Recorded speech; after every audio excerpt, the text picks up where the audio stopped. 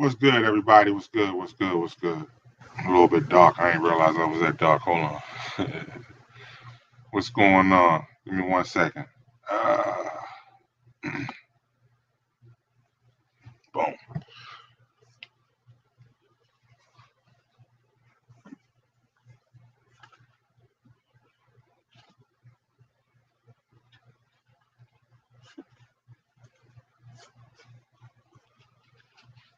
Let's see. Should be better now. Let's see. Much better. Much better. Much better. What's going on, everybody? I don't know what it is. My partner out handling some business, so he's gonna join us in a little while. But I want to thank everybody for joining in tonight. Um, and I'm going to wait more people as more people add in. I'll be sharing the link.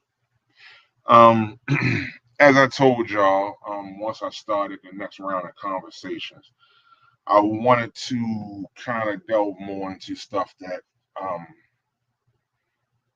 delve into conversations that more or less pertain to things outside of pop culture, or our views on what's going on with local things, and speak on things on a broader scale.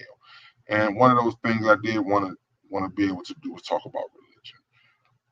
I've always been kind of told that religion, you gotta be careful how you talk about it because people are willing to die over religion. You know what I mean? I was always told religion and politics, be careful.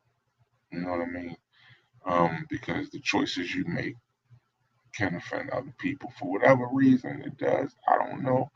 But that's why we're going to have a conversation tonight, and we're going to have a conversation about Christianity.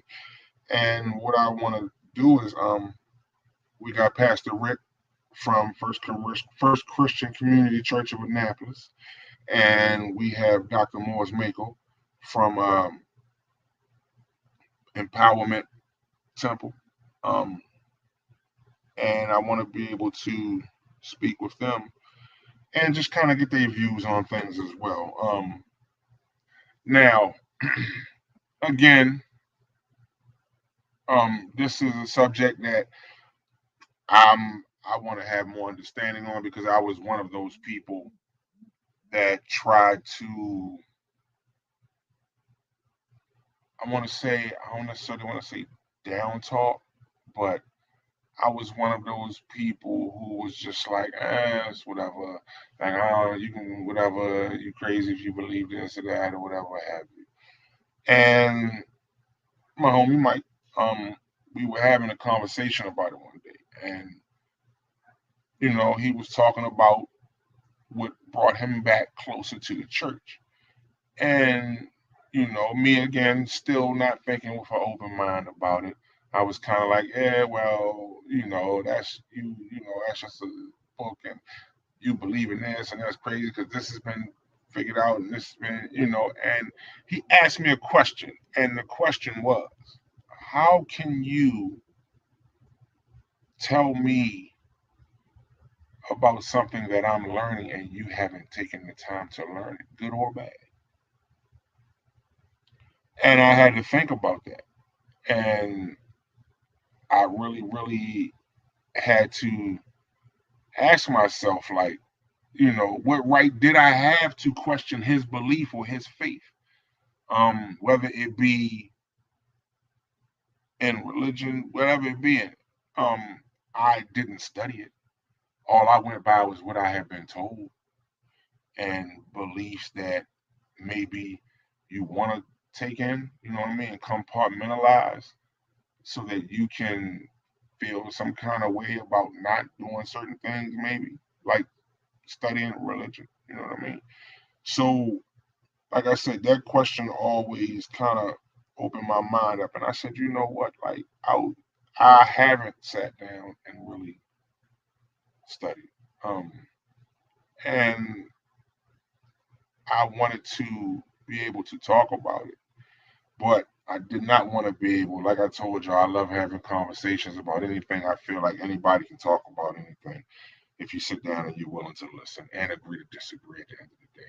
But I also want to make sure that I have people who are more entrenched into certain topics and subjects, because me giving my opinion is just me giving my opinion.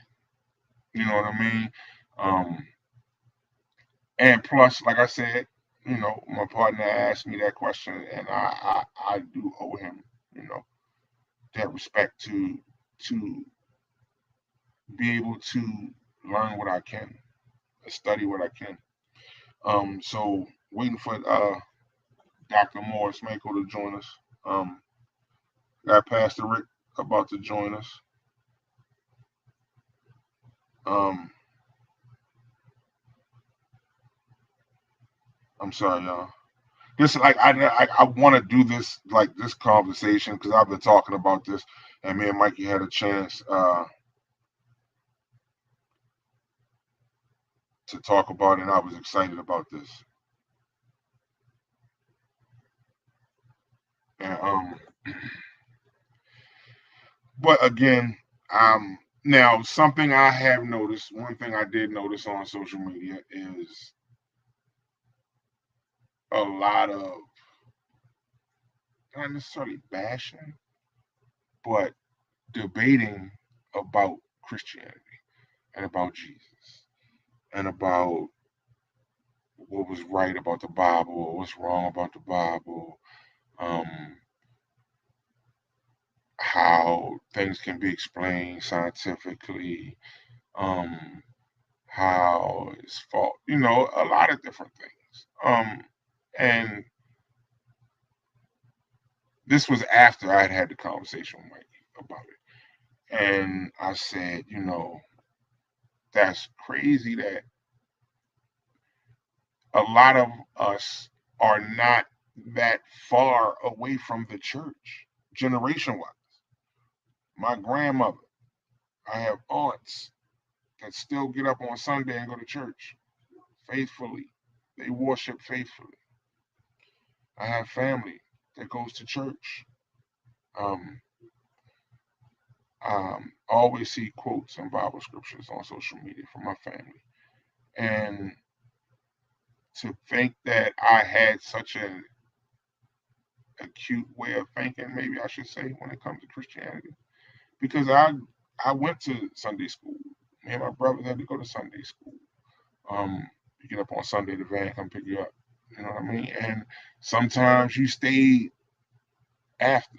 You know what I mean? I mean, you was a kid. A lot of times you stayed after because you know it was cake and juice downstairs after church, but that's neither here nor there. But you stayed after and you sat in there and you actually sat in the service and listened. And at some point, I just was like, I'm cool. I don't need to go to church. Um, Now, I have been told that, church, you, where you, however you practice and wherever you worship is pretty much church. That's the understanding I've gotten from it. And it's about what you believe and the faith that you have, as opposed to what you can prove. Because you can't prove the inevitable. You can only assume that it's going to happen. You know what I mean? But I'm assuming that that's where faith comes into play. And you notice I'm using words like assuming and I think because again I want to wait till I have Pastor Rick and Dr. Mackell on here so that we can talk. And I'm waiting, like I said, I'm waiting for my partner to join in. But again, this is the first in the volume because, like I said, I want to talk religion, but I'm not going to just leave it with Christianity.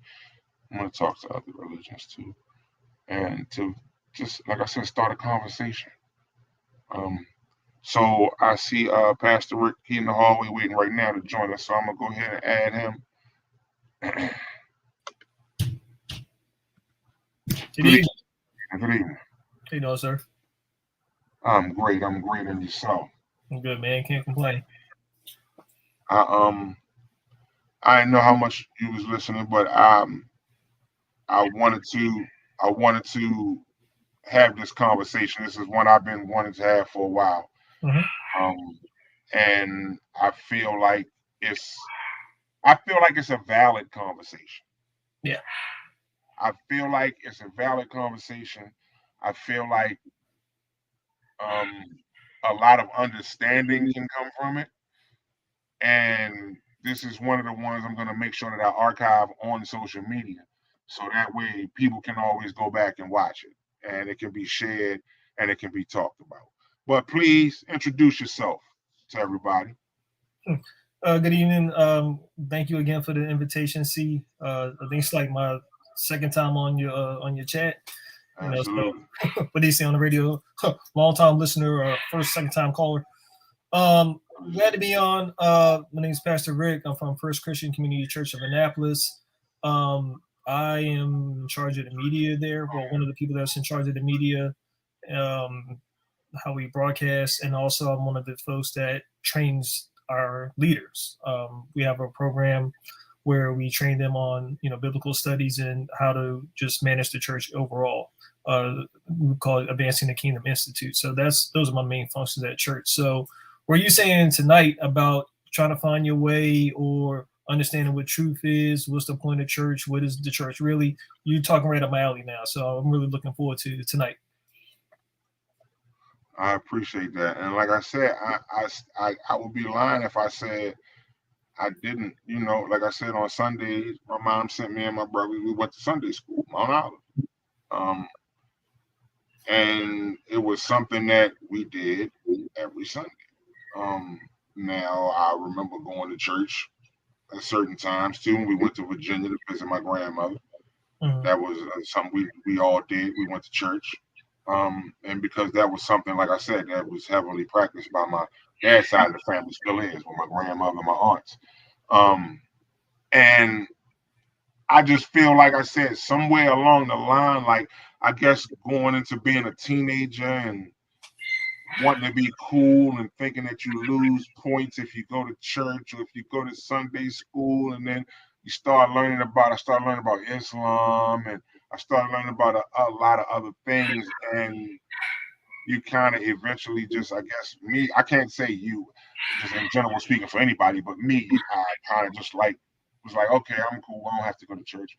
And then, like I said, those things that come along with, like, um well, this in the Bible ain't true, that in the Bible ain't true, and you crazy if you believe this, and this can all be proven with science, and there's no way that this happened or that happened, and this is just a bunch of made up stories, and also one of the biggest things, slavery.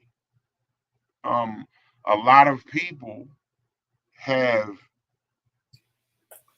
given, I guess, made religion or Christianity a conduit to slavery Mhm. because it was used, I guess, to make the slaves more docile. This is and again, I'm quoting on what I've been told, what I've read, and what I've heard and Of seen. course, right.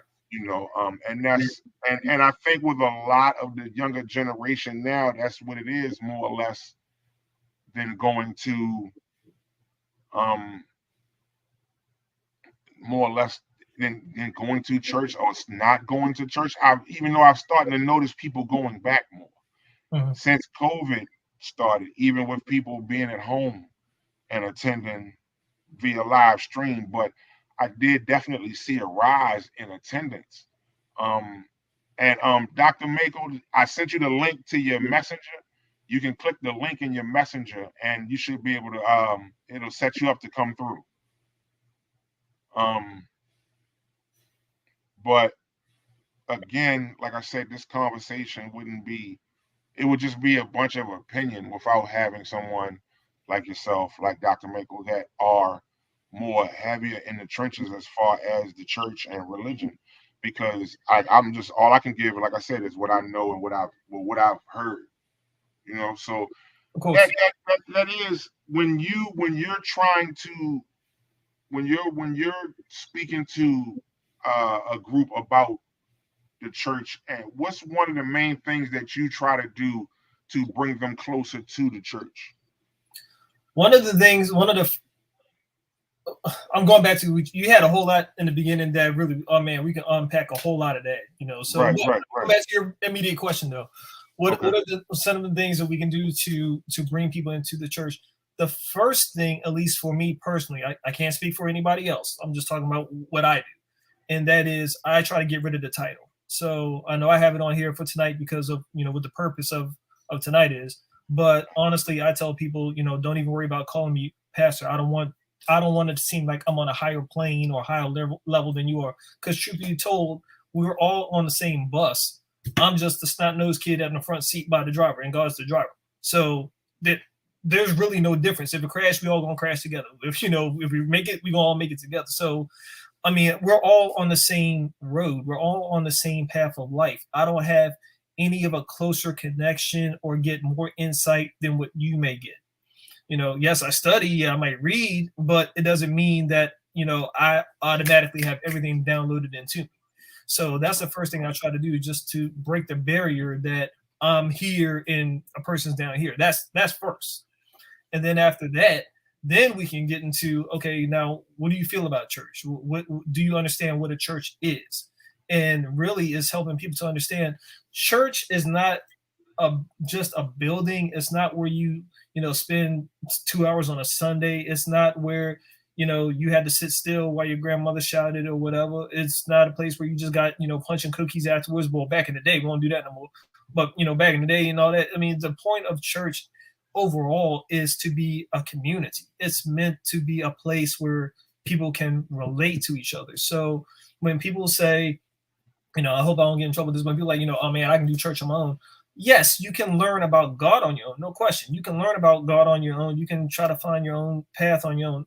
But the purpose of a church is to be in a relationship with other people, is to be in a growing community with other people, to have people that can help to encourage you, people that help pray for you when you can't pray for yourself, people that'll lift you up when you're falling down, people that will help you moving on when you don't have the strength in you to move on.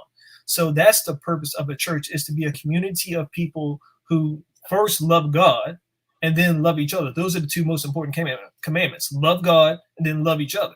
Don't be a jerk, whatever. Don't be a mamma. So that's the whole, if you want to sum up the 10 commandments, that's the 10 commandments right there.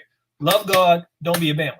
So basically that's the whole purpose of to be together with each other and to try to get through this thing called life. That's the purpose. And hopefully following God's path.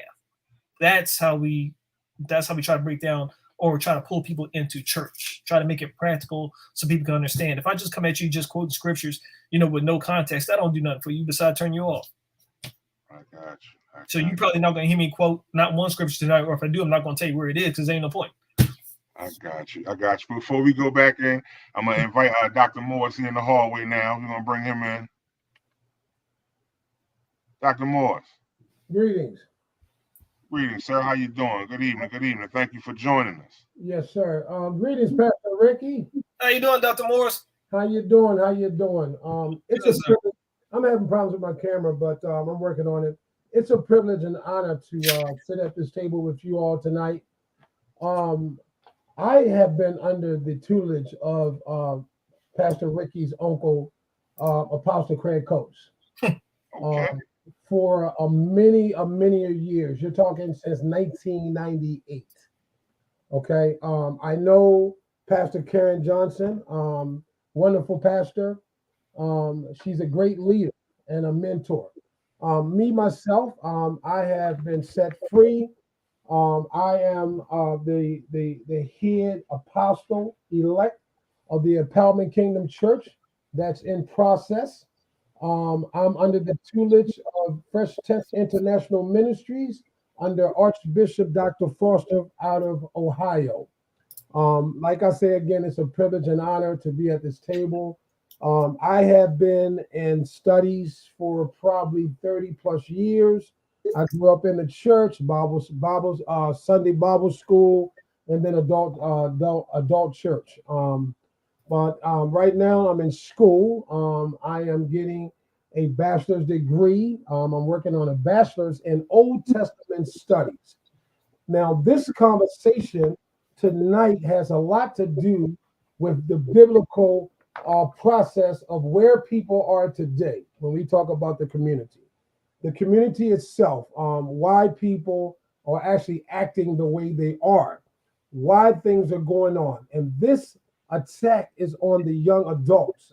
We can see how things are going right now. We can see the way that the world is turning. You can see all these curfews being laid out for our young adults.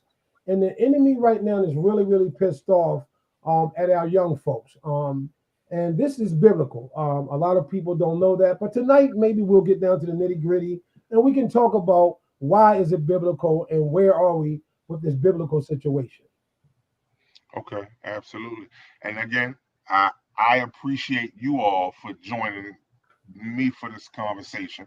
Like I said, Mike gonna join us in a little bit, um, because this is something, like I said, I feel like is a valid conversation that we need to discuss and we need to have out there for people to also be a part of and join the discussion. And anybody that, if you are a follower of Dr. Morris or Pastor Rick and you're watching and you want to join the conversation, just hashtag let me talk, and I can make sure that you get the link sent to you and you can feel free to join the conversation because, like I said, that's exactly what this is.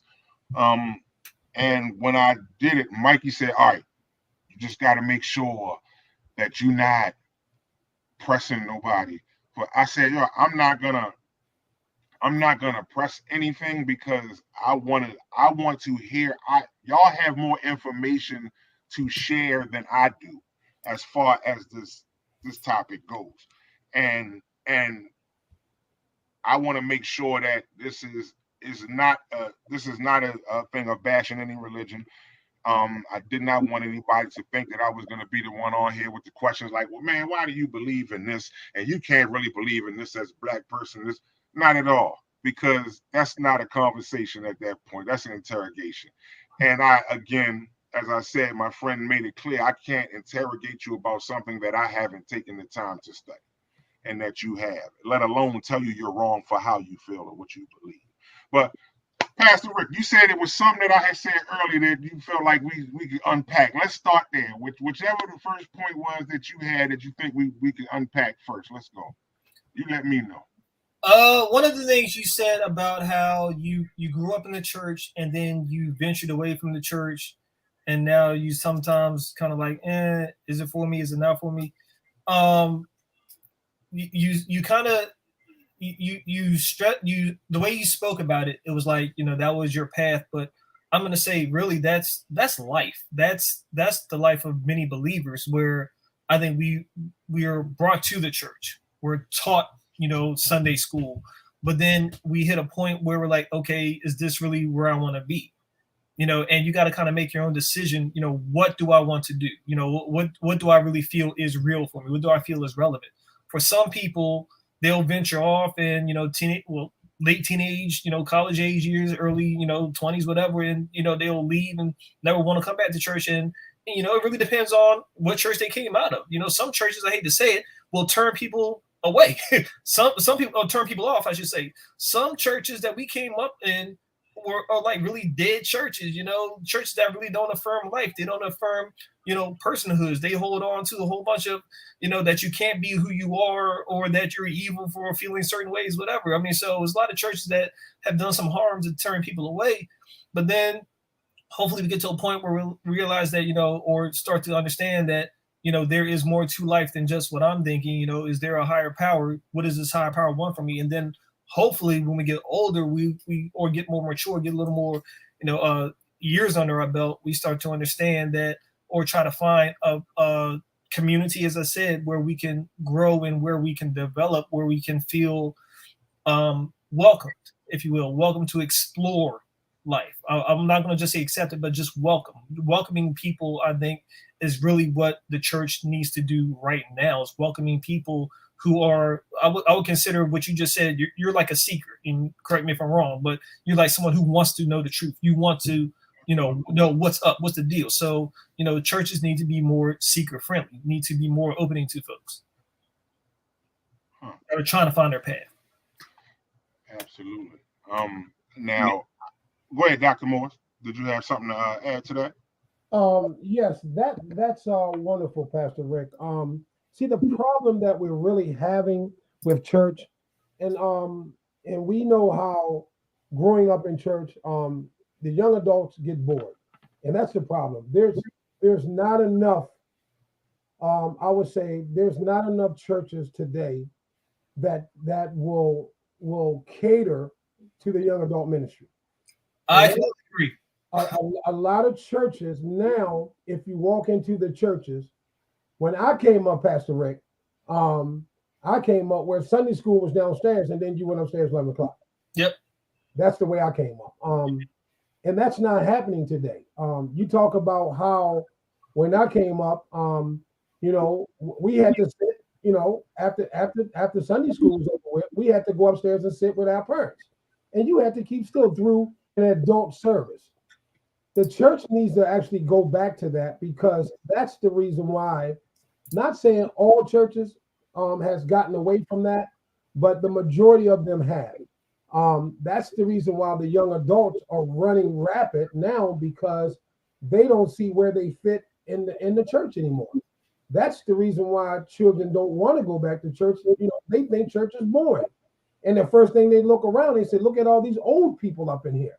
What am I here for?" And that's the reason why we're losing so many young adults, because the church needs to go back to a repentant state and try to get the young adult to God's house again. I'm with you with the young adults. I mean, because one of the issues I see, not just in young adults, but even youth ministry, sometimes you have people that are like too old. Sorry if I'm offending anybody that's running youth ministry. If you 60 or 70, you should not be the youth pastor of the church. You grandpa age. You need to be with the old folks. Amen. If you 60, you should not be running the young adult ministry. So you're right, because we have not trained up enough young adults. We lose young adults. We don't really pour in enough, so that way we can keep on fostering them. So I do agree. Yes, young adults are really that college age, that 20 to 25 gap. Those are the gaps where we really start to see that fall through, at least in my opinion, where we have a whole lot of the up and coming people, falling through, because there's nothing that's catering to them. They're too old to be in the kids group, and they now don't feel spiritually mature enough to be with the older group. So they kind of fall through. Wow. Now that leads me to one of my one of my questions that I did have to start out with. Let me grab my, because like I said, I wanted to make sure I was prepared for this one, gentlemen, and I did not want to approach this in a halfway type of mode, because Take it easy, brother. We just having a conversation. I know, right? I know, and that's the crazy part, right? I said I was gonna be calm, right? Yeah, we just having a conversation. I said I was gonna be calm, but yeah, I'm gonna take my title off. That make you more at ease. Yeah, that's it. No. We good. Long day, man. Long day. But no, my question was gonna be, and it was something that you just spoke about, which is the age of the certain people in the clergy. I guess that's what I would say. Now, and that's what I was gonna say. So for the young, so you think it's more of the actual people, like not being able to relate to the people that they're trying to attract, which is causing the drop in attendance for certain age group? I guess that's a general question for any of us. Yeah. Dr. Morris, you want to go first? Well, let me say this to you. Mhm. Let me say this. How do we lose people? Watch this. This is how we lose people. It's nothing personal, but when is your time to pass the mantle? It's your time to pass the mantle. That's it. You have served in that place for so long. Mm-hmm. It's time for you to move out the way, because what's happening is, if you stay in a place and you do not want to move yourself, you will hurt the people that's coming up. You would damage these folks, because they can't see God anymore, because now you are in the way. Mm-hmm. They want to come. You have so many young folks that want to come to church. They want to join the young adult ministry. They want to they want to teach. They want to be on the choir. But we have people that stand in the way, and they are a stumbling block to our people. And sometimes, let me say this, because I don't want to offend nobody. Sometimes you just got to get your hind parts up out of that seat and move on. Yeah. If it's you having to go sit back down because it's time for you to pass that sword to somebody else, you need to get your hind parts out the way. I'm with him. I mean, one of the most dynamic pastors we had at our church, he came to us as a youth pastor. When he came in, he had been married for a few years. He didn't have any kids.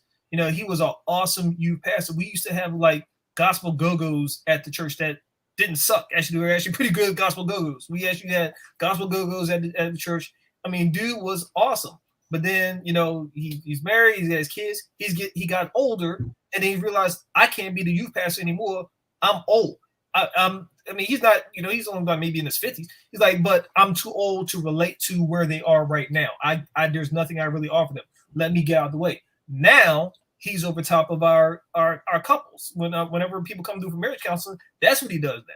So it's like, no, as Dr. Moore said, you got to know when it's your time to get out the way to allow the next group to come in. But it's also on church leaders to train the next. It's on church leaders to train the next. But I mean, that's not just church. That's anything.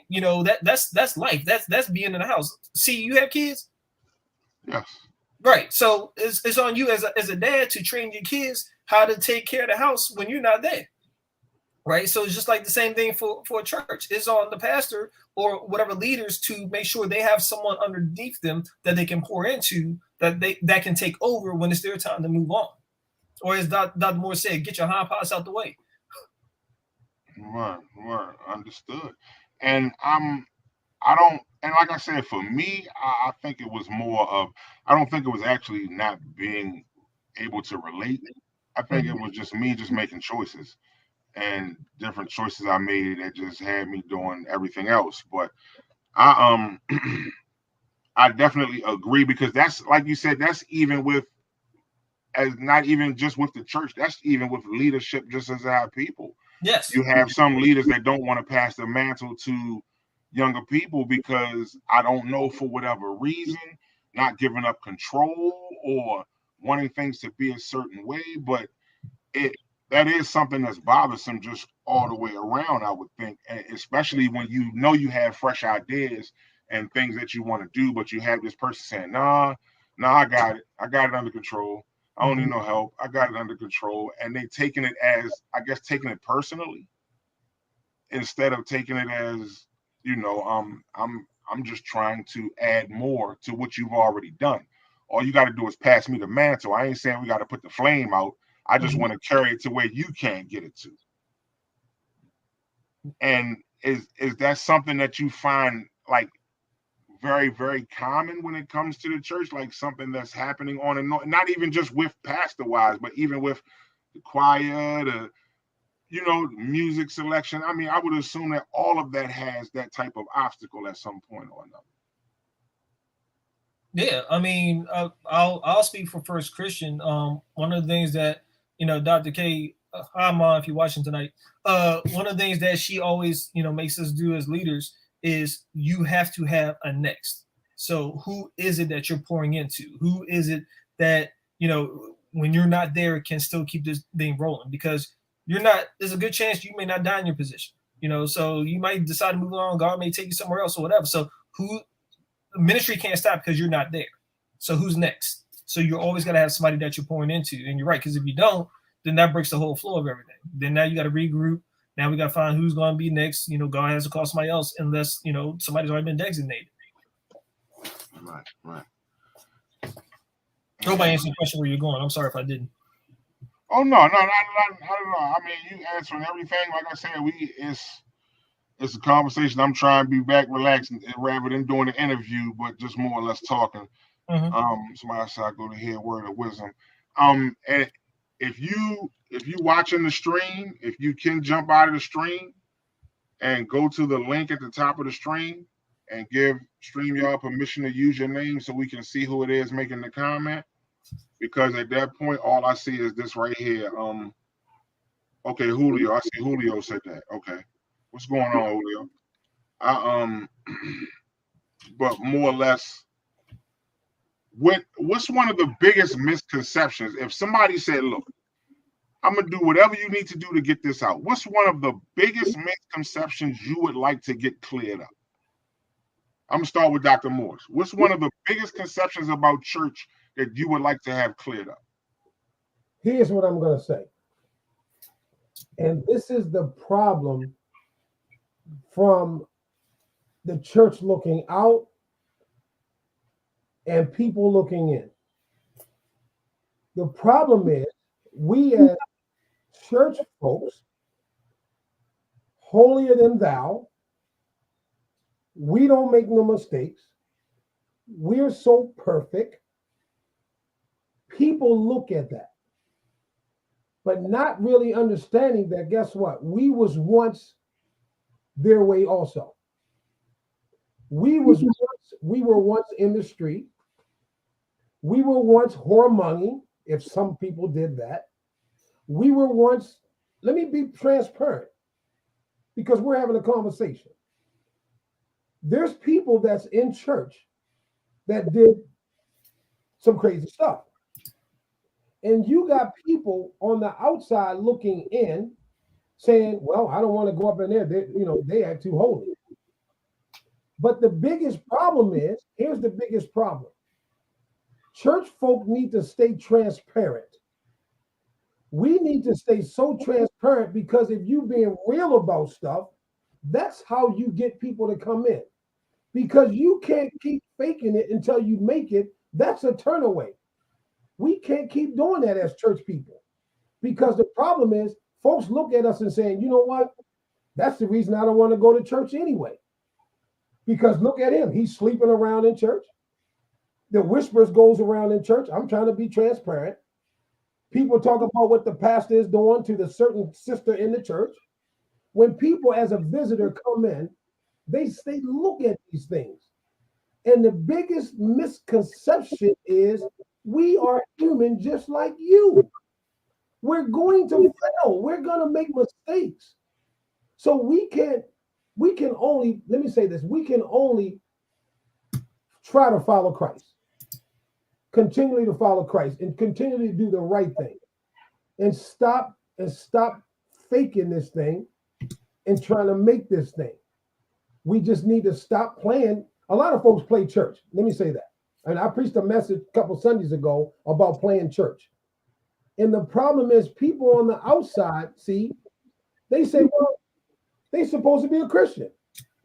That guy just cussed. Oh, I just saw Dr. Morris at the liquor store. or why he in the pool hall shooting pool with a couple pitchers of beer. I'm guilty of that. Okay, so we supposed to be so holier than thou, though. We just have to just be real. And that's the biggest conception, man. People look at us, man. People look at us like, they church folks. Why they act like that? Or why they at the club? Of course, Pastor Rick just said they just had a guy that had gospel go-go. I love go-go music. Okay, I'm a go-go fanatic. I'm being real. So you get young adults that come to the church and come to a go-go.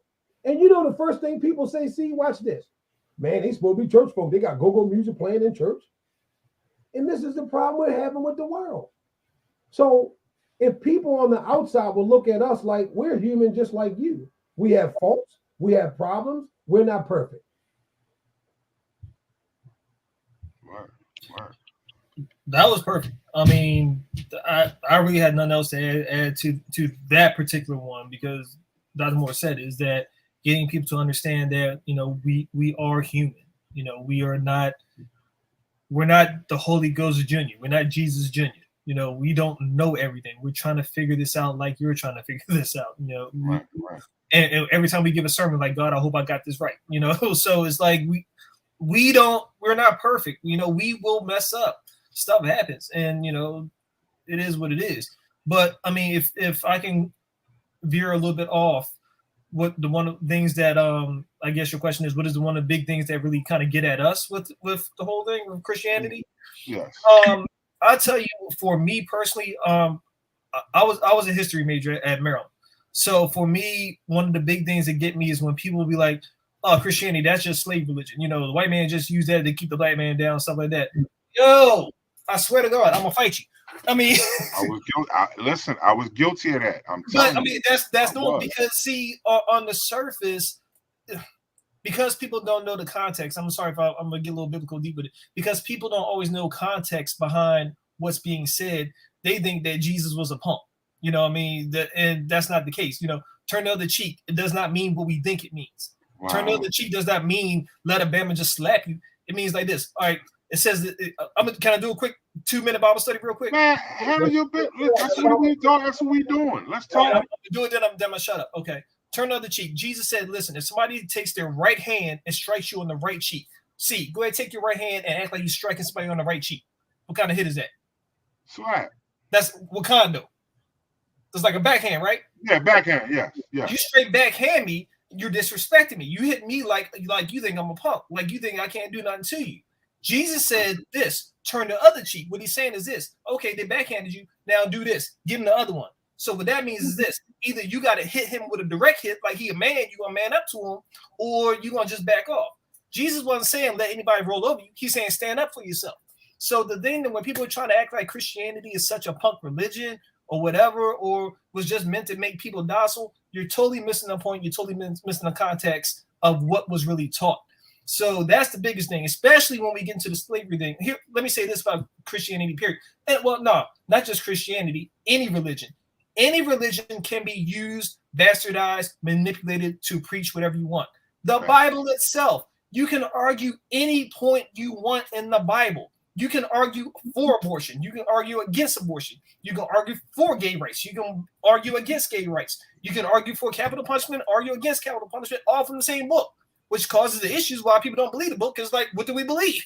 You know what I mean? So the thing is this, is that, you know, Christianity can be used in so many different ways, but the number one thing that I really cannot stand personally, and I hate to say it like that, is when people try to make it seem like it was only for the purpose of trying to keep Black people down.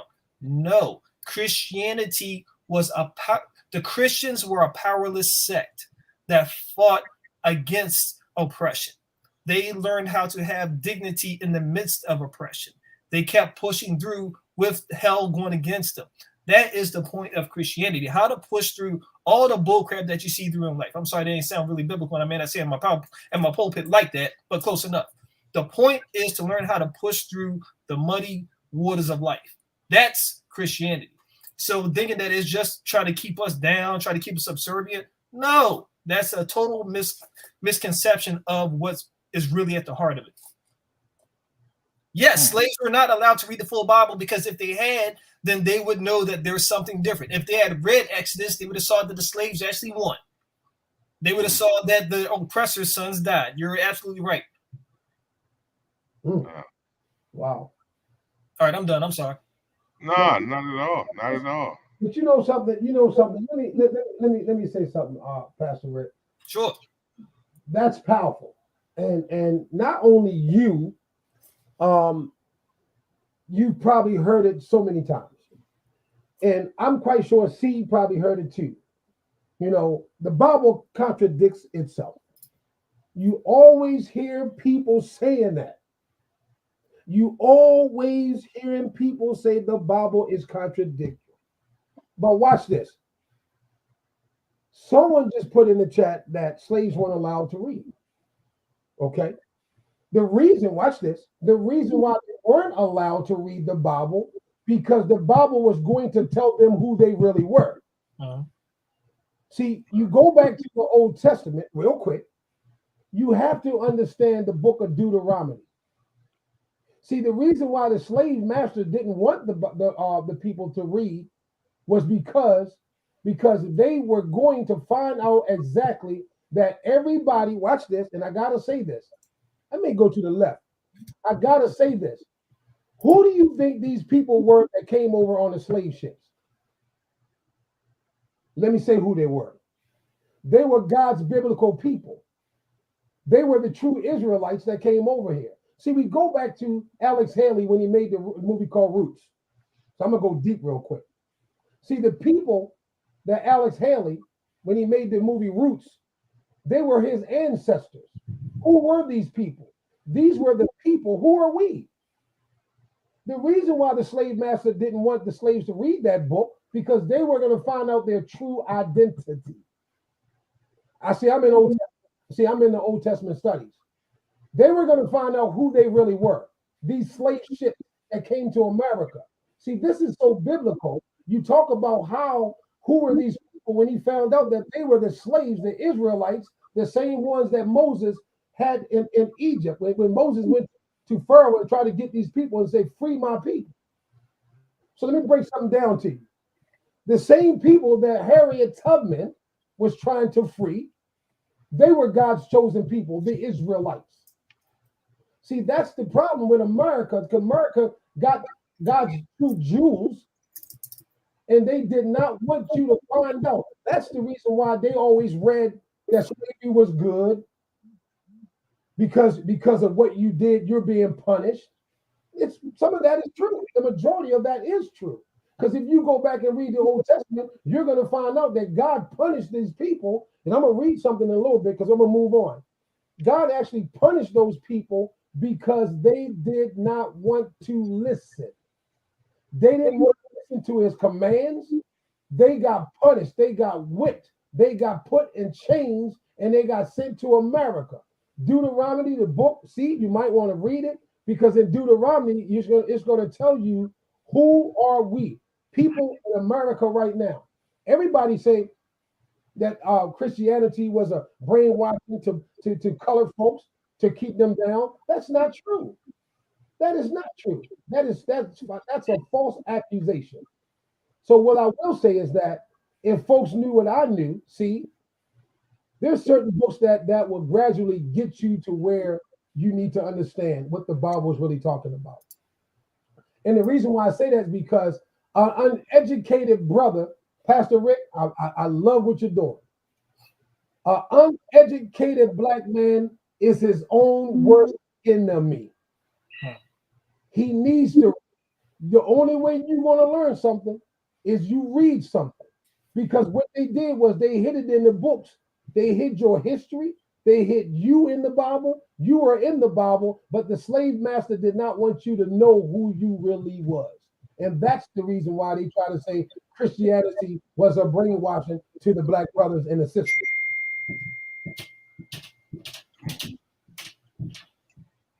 Where you want to go next, C? Where you want to go next, C? Come on with it.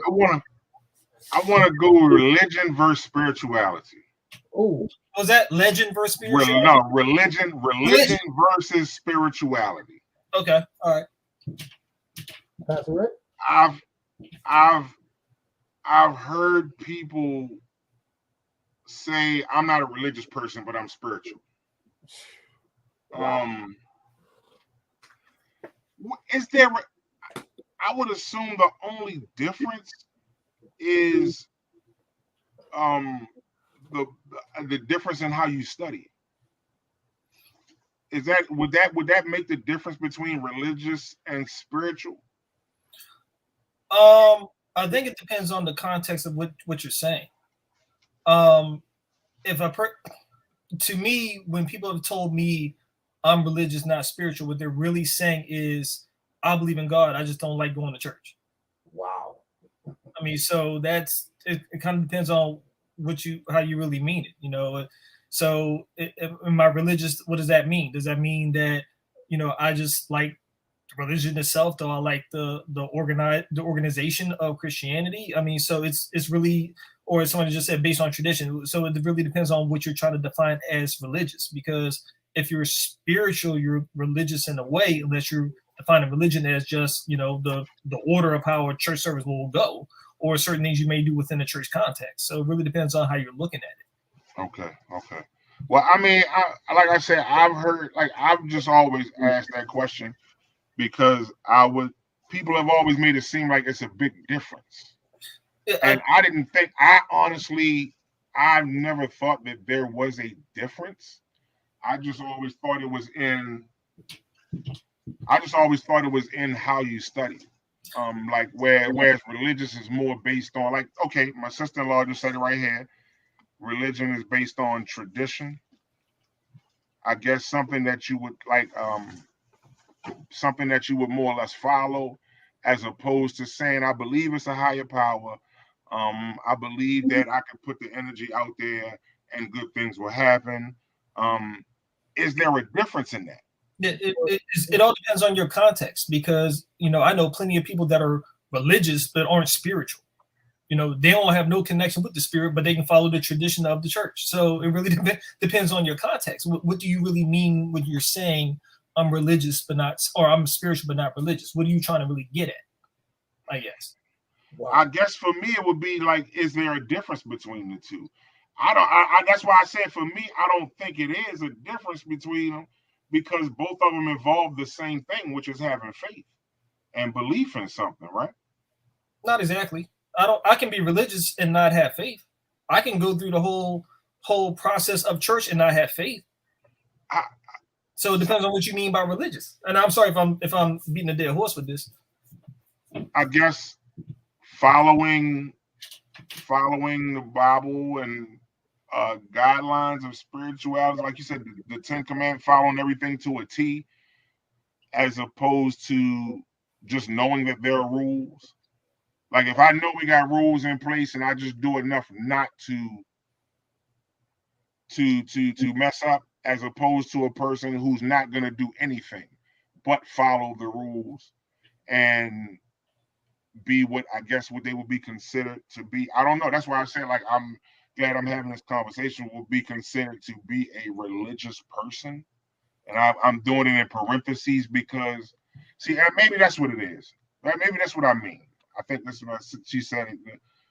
Some people go to church like a social club and following the traditions withheld there.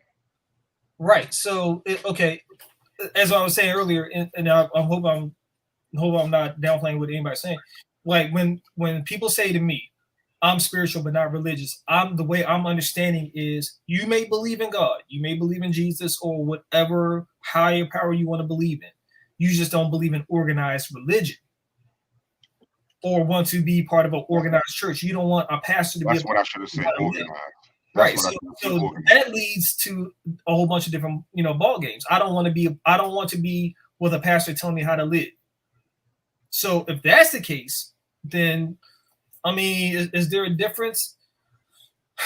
In a way, I guess, because a church is supposed to be a community. That's a hill I'll die on. The church is supposed to be a community.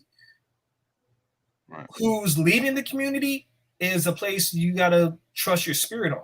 You gotta, if you're going to a church and you're not feeling fed, you're not feeling welcome, you're feeling that they're being two-faced or really not helping the poor, helping people that are, on bad times, stuff like that, really trying to help the community, not trying to help uplift people. If you're feeling that that's not happening at church, then you're right. That might be a dead place for you to be at. That may not be a good place to spend your Sundays. A good place that may not be a good social club for you. So the question is, am I willing to try another place where hopefully I will fit, where I think will feed into my spirit, will allow my spirit to grow. Right. And see, go ahead, Dr. Morris. Did you have anything to add? Well, let me say this, Pastor Rick. I mean, you're so right. Is there a difference? Is it really? Is it really? Watch this. We have people that actually they worship the stars, the moon, the sun, the trees, the grass that they walk on. They worship life in general. These people are spiritual people, but they don't look at how God, He's the creator of everything that they worship. They worship everything but Him. Okay? So when you say religion, people can be so religious. People can walk around every Sunday morning with this fancy suit on, with the biggest Bible under their arms, and the biggest cross hanging around their neck, see, in Pastor Rick. But the problem is they don't have no love in their heart for God. Biggest hell raisers. Pastor Rick, you said it. They are the biggest hell raisers going. You might have a better chance of sitting out on the grass with somebody sitting out there meditating and dealing with a fake church person. I'm being serious. So is there a difference? I think it's the practice and the way how you go about worshiping God. Because in religion, in religion, there's Buddha, there's there's Allah. I don't want to go so deep, but there's so many different people that people worship.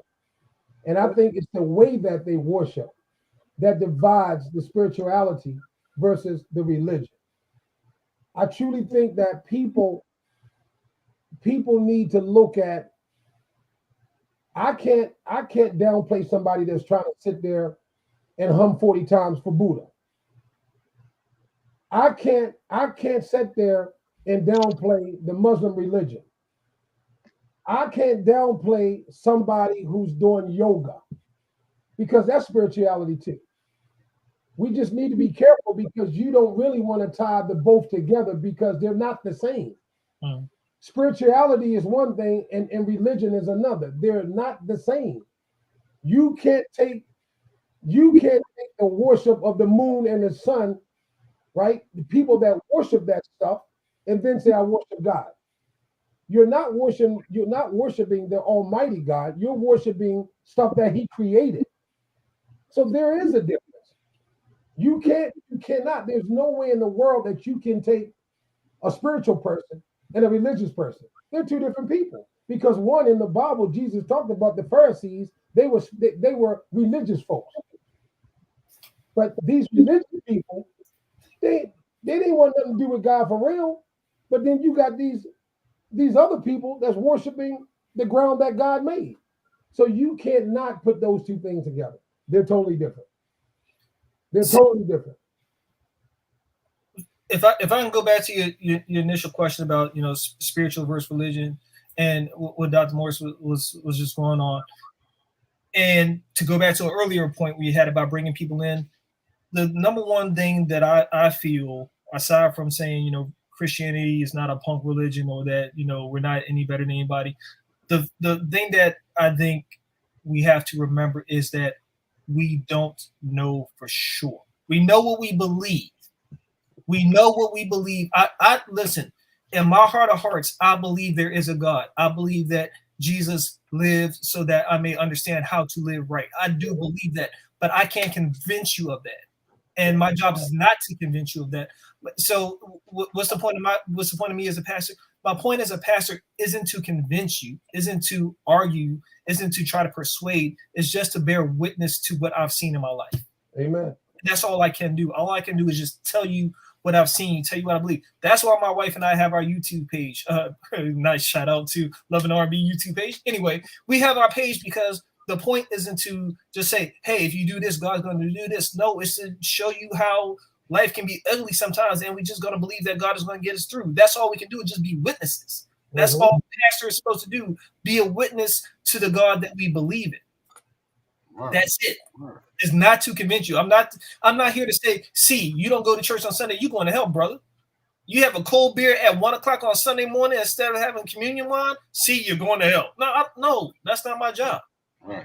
You come to church smell like weed. What are you doing here? Smell like weed, not the Lord's scent or whatever. That's not my job. Is not to do that. It's not to condemn you. It's not to judge you for what you may have done. It's not to try to bash you and beat you over the head with the Bible. It's just to be a witness to the God that I serve. That's all I'm supposed to do. All right, I'll shut up now. I'm off my soapbox. Nah, man, it's not just that. We ain't even. You keep playing, man. We ain't like. I'm enjoying. Listen. I'm enjoying this conversation because this is exactly the type of conversation I was looking to have. Good. And you just summed it up when you said, it's not my job to convince you of anything. You're going to believe what you're going to believe no matter how long I stand here and speak about it. But all I can do is speak to what I know and how I feel about it. That's all we can do. And that is pretty much the basis for this podcast.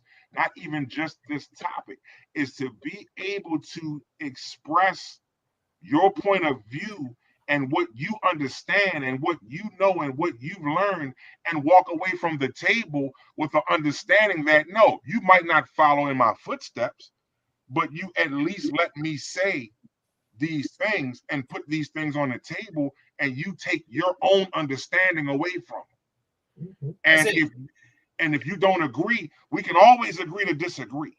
But at least we were able to express both sides of the fence. And that was one of the things. And that's why I said, like, I'm not gonna stop with just Christianity. I'm gonna speak onto other religions as well. But I wanted to stop here first because this is one I know I've had some of the biggest debates about. Let me throw this in if off of what you just said real quick, if you don't mind, and then I promise I'll shut up.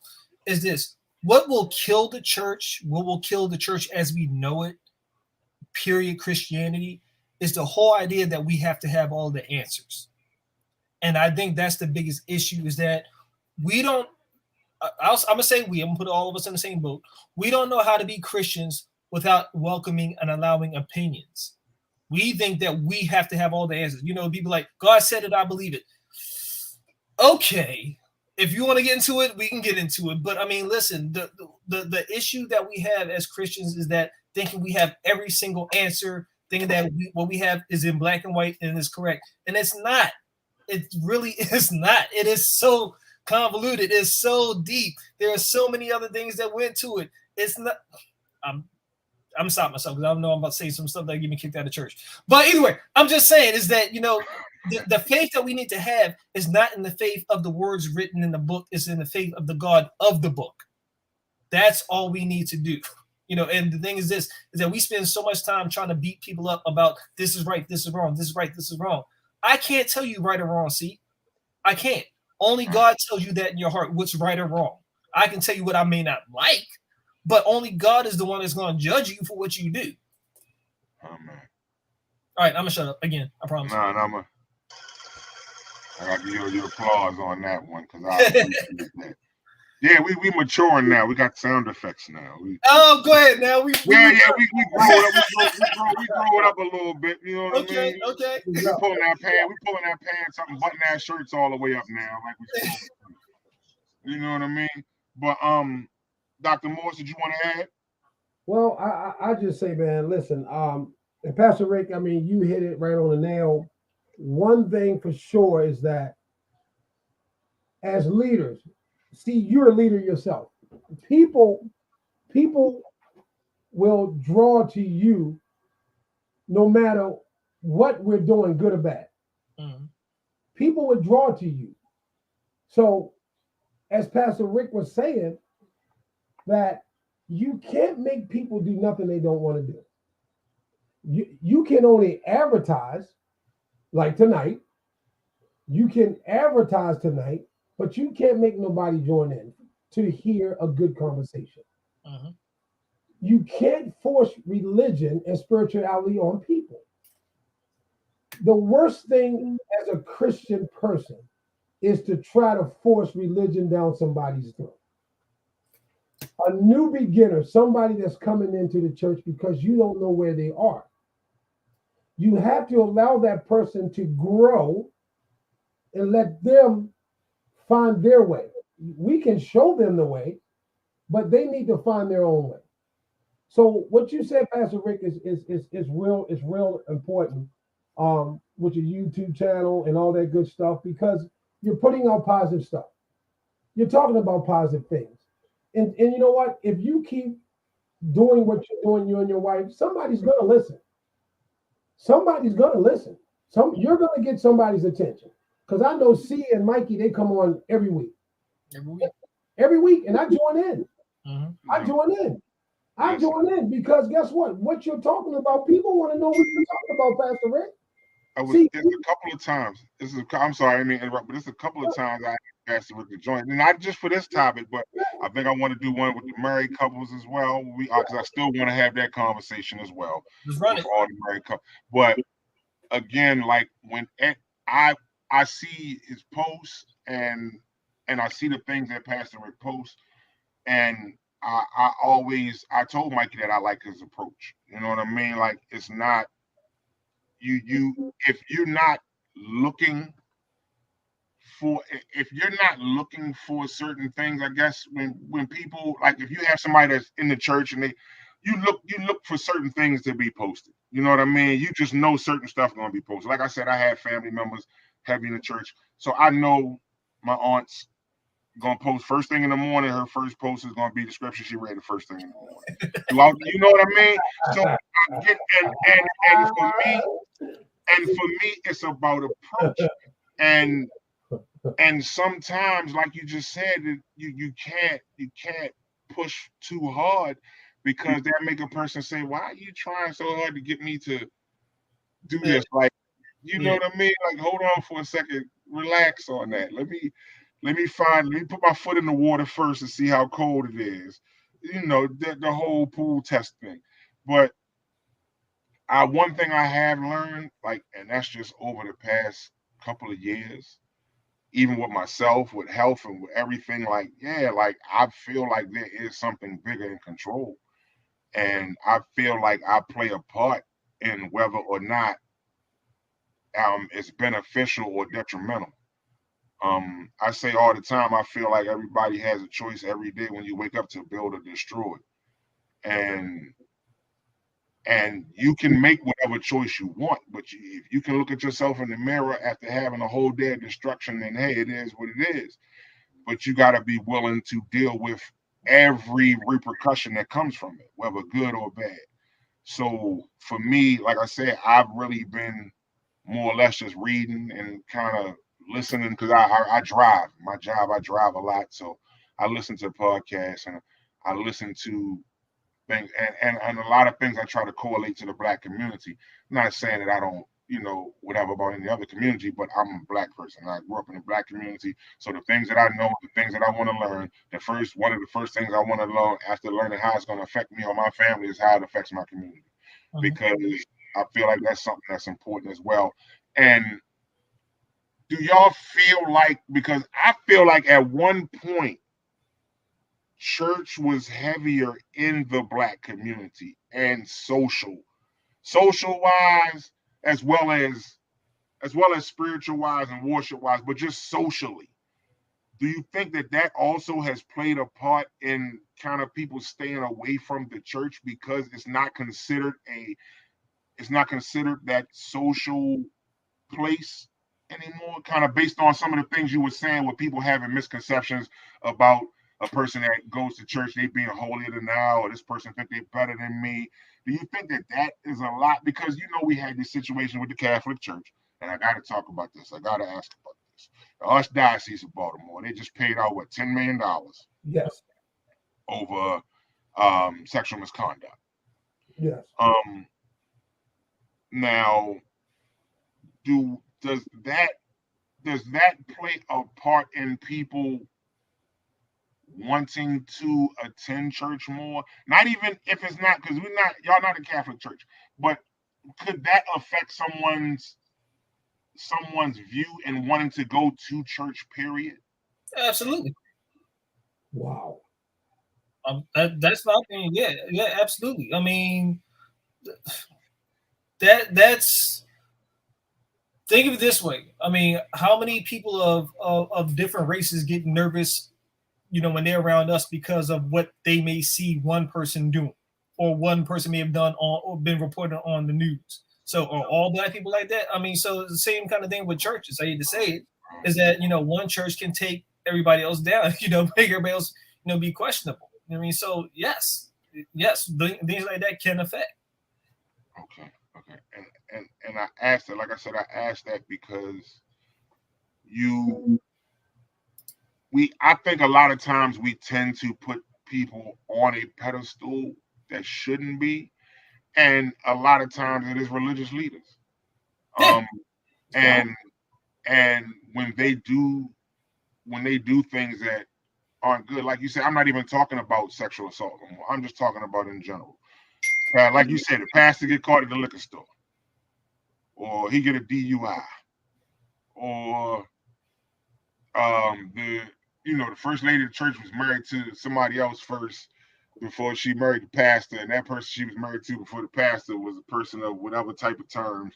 Uh, not really considered a righteous person. Like we allow we as much as we try to be, I guess I want to say righteous or objective, we allow our personal feelings to outweigh things before we really get a full understanding, maybe I should say. So I'm speaking to this more or less as to myself. Like I'm the things that I've come to understand just in this past, we only been talking for an hour and 10 minutes. What the things I feel like if I had heard these things earlier in life or at a time where maybe I should have been hearing it, that I might have a different lane as far as my beliefs, as far as going to church, as far as everything. And that's what I was trying to see. Like, was it just a me thing, or did I actually have a genuine concern? You know what I mean? Because some people have genuine concerns. I mean, ultimately, again, looking at, we saw what happened with Dylan Roof in North Carolina shooting the church up. We've seen this happen lately. We've seen churches getting firebombed. We've seen churches getting a graffiti written on them. We've seen people being attacked as part of the clergy. Not no necessary reason, but it's just happening. And when you have the media that constantly shows that and shows that and shows that and shows that, I could kind of see why a person could develop a personal issue with not wanting to go. But for me, none of those issues are the reason. Like I didn't stop going because church got shot up. I didn't stop going because of sexual assault. I didn't stop going because I think I just, like I said, one day made a choice and I was just kind of like, I'm cool. Like I don't really have to go. And when I talk to people, you have some people that say, well, you can't really say this, that if you don't go to church. Then I've had some people say, you don't have to go to church. It's not about where you go to church. It's just about having faith and having belief. So I definitely appreciate y'all for having this conversation because again, this is something I feel like our community needs to do. It's a lot of things that we need to be able to sit down as a Black community and talk about. And I feel like religion is one of those things because it can bring us closer. Like you said, it can bring us closer to people and bring us closer to socialization, maybe I should say, because you have people that share the same beliefs as you, or just share the same thoughts as you when it comes to this topic. Now hold on. I don't think I asked it, but I just want to make sure. Why what part of I want to make sure I ask this question right. What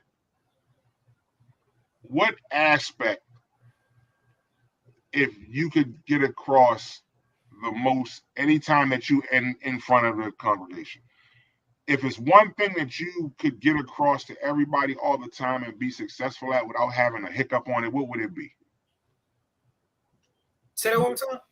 Like if you like when you're in the pulpit and you're doing a service, do you ever when you're done feel like, man, I could have hit this point a little bit more, or I don't feel like if it was, and that's what I'm saying. Is that something that's a constant with one aspect, or is that just a broad thing? Like this week is one thing, next week it might be something different, or is it something you feel like I still feel like I'm not hitting that mark on reaching the people? Yeah. I probably do not preach as frequently as Dr. Morris does, but yeah, I mean, going before the people is one. It's a sacred trust that you feel that God has entrusted you this opportunity to speak on His behalf to His people, and you're hoping that whatever message God gave you that you heard it accurately and that you're giving it accurately. I mean, and that you don't have any personal biases getting in the way of stuff. So yeah, it's always a wonder of God. I hope I got this. I hope I conveyed this message right. I mean, my wife will tell you, anytime I'm working on a message, she'll hear me. The number one thing I stress about is I hope they understand it. I hope they get what I'm trying to say, because all I got is 35 to 40 minutes.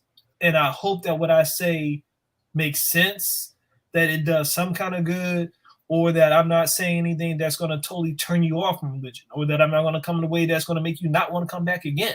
I mean, so all that can be in your head, but then you just got to be like, you know what, God, I just give it all to you. You do what you're going to do. Use me how you want to use me. I just hope I hear you. I hope I just move with you. So yeah, it is a stress. Being in the pulpit can be stressful, and I used to be one of those churchgoers that try to critique people's sermons and stuff like that. Like, oh man, it was off today. But I mean, but now being on the opposite side of it is, you don't know what that person may be going through before they gotta get up and give a word, because there could be times where you don't have any hope. There could be times you're dealing with a whole lot of personal stuff, a whole lot of personal issues, but yet I got to still preach hope to you. I'm going to do that when I'm still doing my own struggle.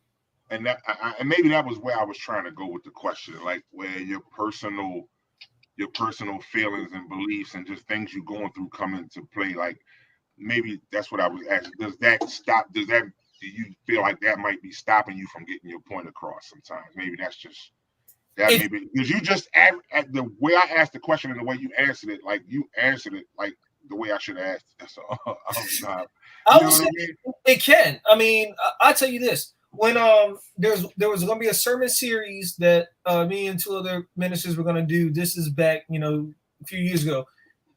The day before I was supposed to preach is when I found out that George Zimmerman, who killed Trayvon Martin, was going free.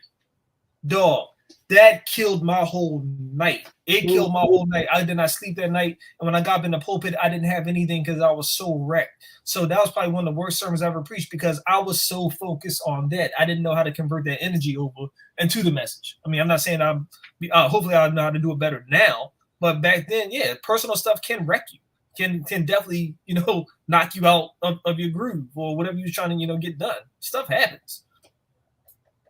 Or, one time, this was 2 years ago, I'm preaching a message about waiting on God while I'm in the middle of waiting on God. I'm trying to preach hope about, hey, give up your will for God, while I'm still fighting God with one other hand, trying to get my own stuff done.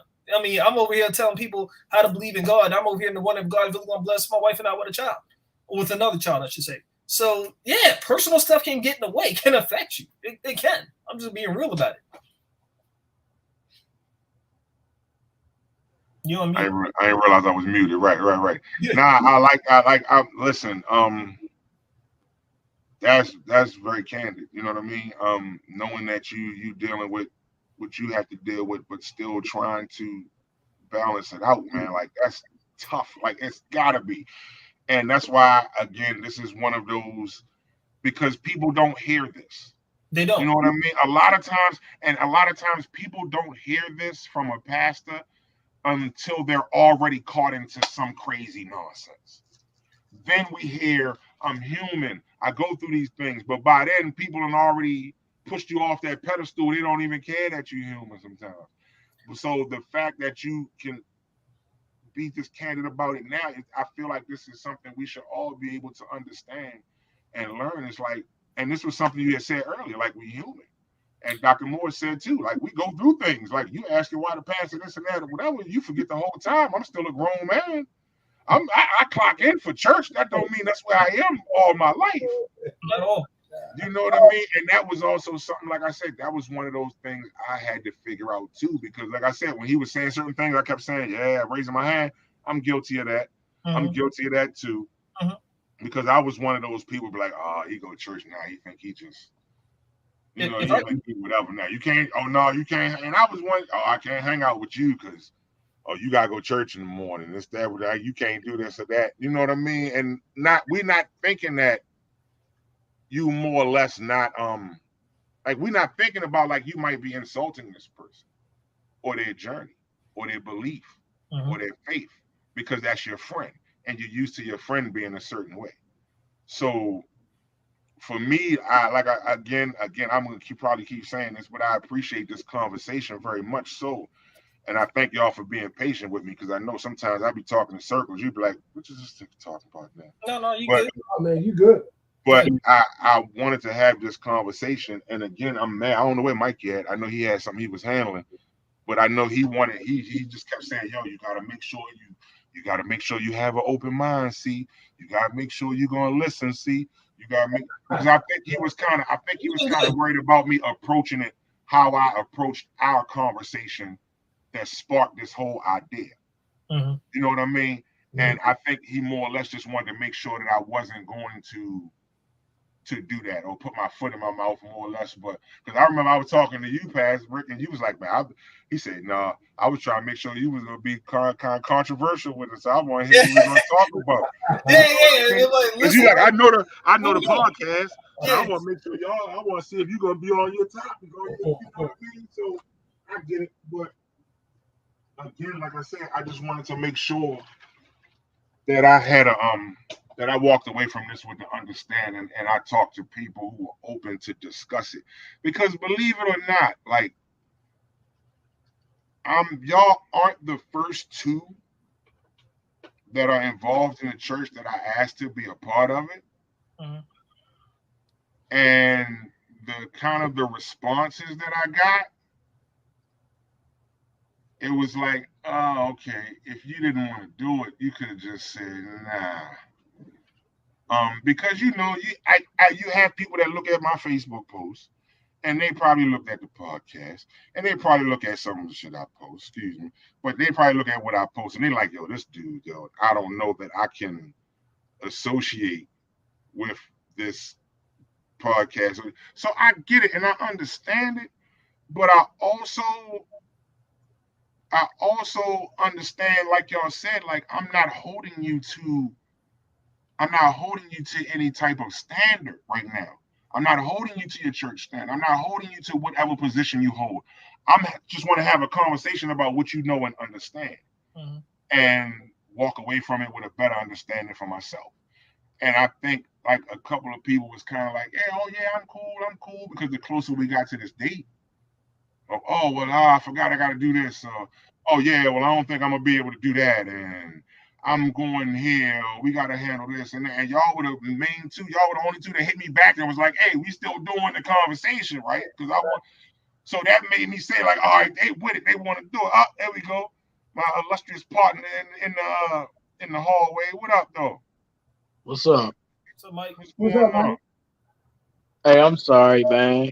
I had started taking care of something, and it took way longer than I expected. you was working nights. You all right? You all right? Yo, this conversation been so fire, bro. For real, for real. I'm gonna Like go back.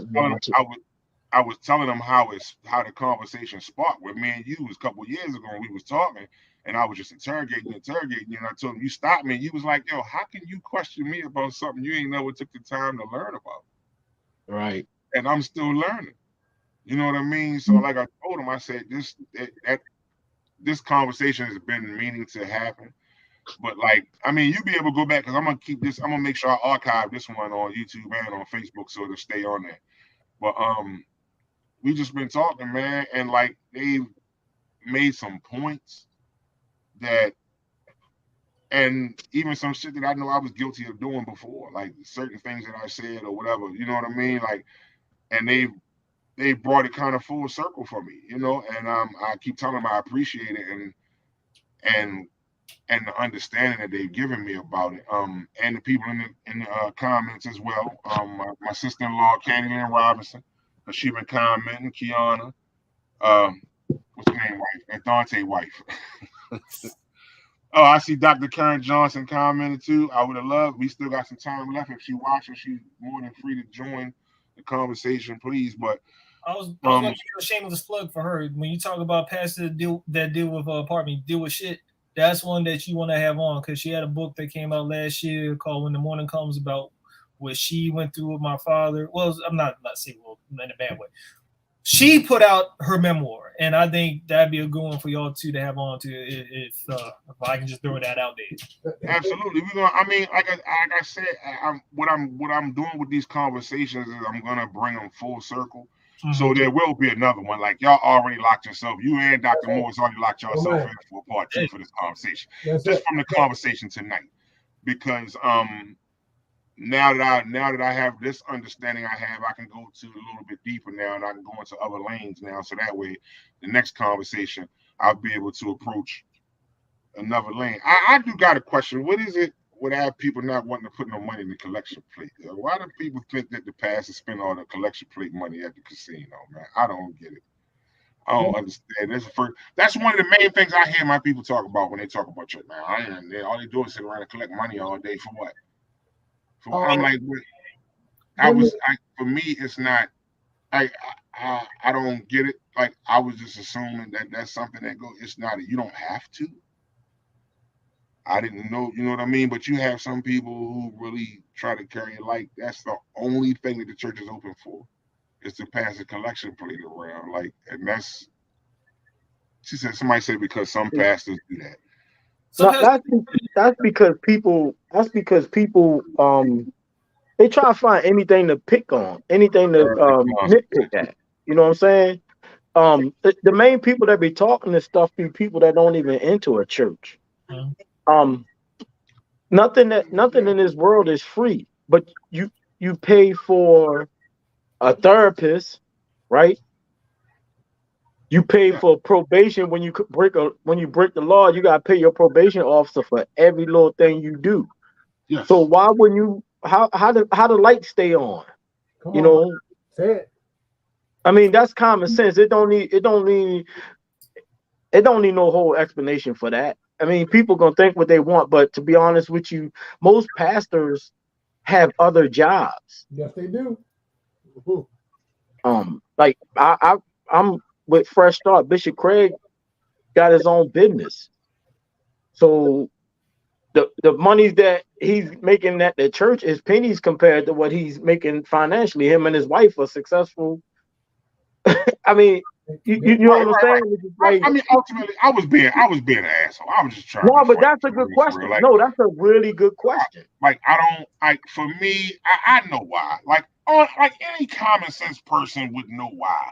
Like, the money that you're donating, of course, it goes into things for the church. Like, I get that. Like I said, any person with common sense. I assume that a lot, like I said, that's one of those things that people use an excuse to have a reason to say they don't go to church. Because that was something that we kind of talked about a little bit earlier too, like blaming one person for a whole, or letting the church fall for the acts of one person. So that's one of those things that fall into it. You know what I mean? Like that's like with, everybody worshiping the white Jesus and this that. Like certain things, like I just don't. Certain shit I don't fall into because I don't feel like it deserves a rebuttal. You know what I mean? Like they say you should pick and choose your debates, your pick and choose your fights wisely sometimes. And I feel like some shit just be said just so it can be said and people can have a reason to kind of debate or to try to get across a point that they really don't understand themselves. Like I said, the whole thing when we was on with the people on Facebook, we was laughing about the Hotep stuff. You know what I mean? Like I had people inbox me and was like, yo, why you keep going on like that, saying Hotep, this, that, whatever. I was like, because this is what I've been seeing. And I had to show them different posts and stuff like people like just bashing Christian church, bashing the Christian, bashing this. And I'm like, yo, like, how can they talk like this and then still expect to be taken serious? Like, I can't take their point of view seriously because they spent more time trying to prove why the other side is wrong, other than trying to show me facts on why their side is important. But let me tell you something about that real quick. I researched enough of that just to find out what everybody was talking about. The people that actually started that, the original people that really follows it, like pastors follow Christianity and stuff, those guys don't bash other religions. That's not their goal. They want people to convert over to with them, but they refuse to bash people because the dude said he took Jesus from this guy. And the dude started getting high. The dude lost a lot of money. And the problem was the guy, he literally said this about himself. He said, I took his food away and didn't feed him. So he took Jesus away from him and then he didn't give him nothing else. And that's what a lot of people, that's all they have. All they have is their faith, their religion, and that's what keeps them strong and keeps them going on. Now ask yourself, why is there a war against something like that? Because religion causes unity. This whole country is gonna battle against religion all the time because religion draws unity. And we was talking about this on Sunday. Matter of fact, we were sitting out back Yeah. talking about this on Sunday. Like, and that's what. And okay, so that kind of brings the conversation back to, like you just said, like they're trying to push against unity, trying to preach separation and put and and promote separation. And that kind of goes back to what we were talking about earlier with the church being one of those places to socialize and one of those places to come together and practice unity. So if if we can't get if we can't get more unity as far as going to an actual church, what are other alternatives that you would think that you possibly could do, Pastor Rick? I'm gonna start with you, and then Dr. Morris, you can answer too. If you couldn't get people into church, what would be your other alternative to get the word out that you feel like that you need to get out? What do I do if I can't get people into First Christian? Where am I If you going? can't get them into that, if you can't get them all into that building, Uh, what you want to get that word out, what's the other alternatives? Because you have some people that honestly think that they probably can't hear you unless they go to church. well, what you do, at least what we would do is, if you're not coming into the church where we can preach to you, then I need to go to where you are and then render service to you. It's not we have a program that we do annually called, we haven't since the pandemic, called Faith in Action.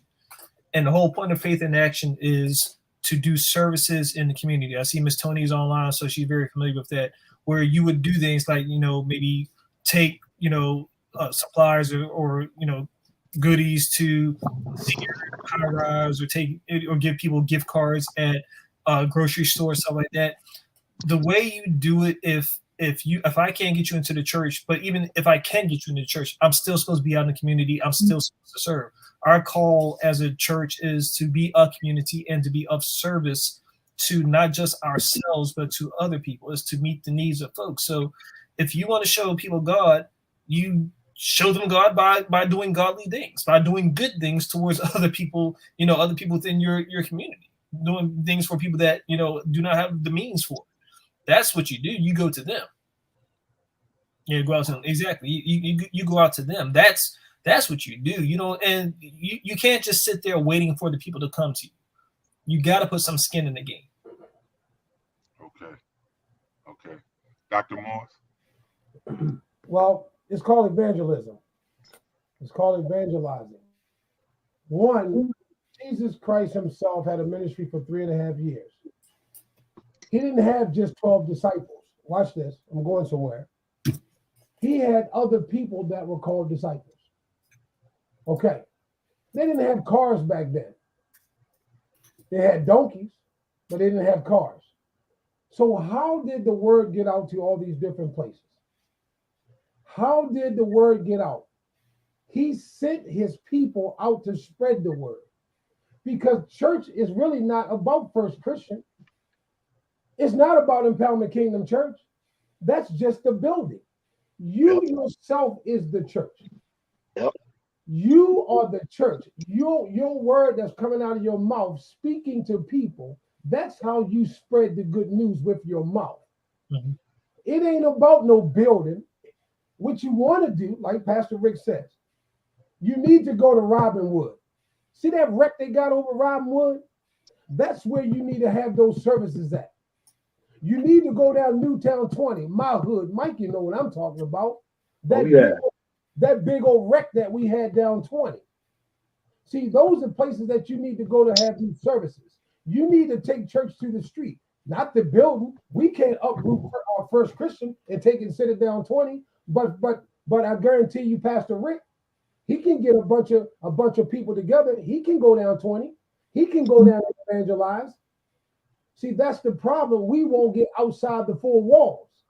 And those are the things that we need to start doing. Because the people that don't want to come to church, because they're looking at us like we're a bunch of hypocrites. You need to get that word out there. You need to show people. You need to tell people about Christ. Can I add this also? I'm not trying to discount anything that was just said, but I just want to add it to the conversation. The other thing we need to do is stop thinking that it's only Robinwood and 20 that we need to be on. We need to go down to the nice communities too, because they need to hear Jesus as well. Exactly. One of the things that we try to think is like, oh, it's the bad communities that we got to be, and I think that's the issue that plenty of people run into. We think that we're going into what we may classify as the rough communities and telling them what they need instead of really hearing what they need.